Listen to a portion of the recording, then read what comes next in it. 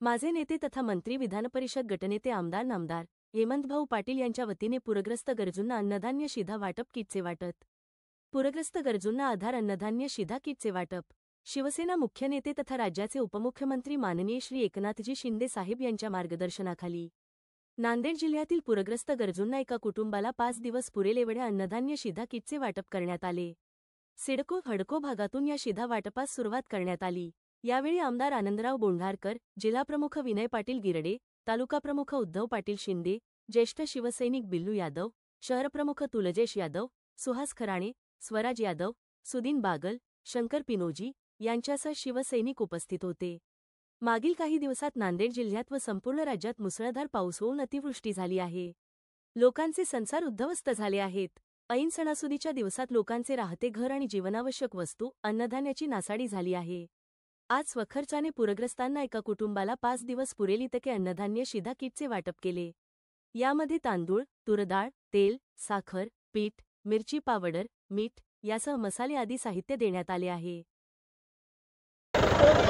आज गरजू नागरिकांना किटचं वाटप करण्यात आलेलं आहे शिवसेनेकडून। गेल्या 3-4 दिवसापासून जे काही नांदेड जिल्ह्यामध्ये मोठ्या प्रमाणामध्ये पावसानं थैमान घातलं होतं आणि नांदेड जिल्ह्यामध्ये नदी नाल्यांना मोठ्या प्रमाणामध्ये पूर आला होता।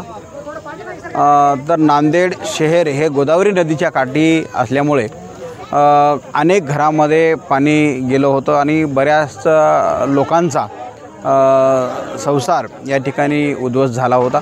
अनेक लोकांचं अन्नधान्य वाया गेलं, भिजून गेलं, लोकांचे कपडा नुकसान झालं, अनेक जीवनावश्यक वस्तूंचं या ठिकाणी नुकसान झालेलं आहे। त्या अनुषंगाने आज नांदेड जिल्हा शिवसेनेच्या वतीने हेमंतभाऊ पाटील यांच्या माध्यमातून जे काही ज्या लोकांच्या घरामध्ये पाणी गेलं होतं, त्यांचं अन्नधान्याचं नुकसान झालं होतं, अशा गरजू लोकांना किटचं वाटप या ठिकाणी केलेलं आहे।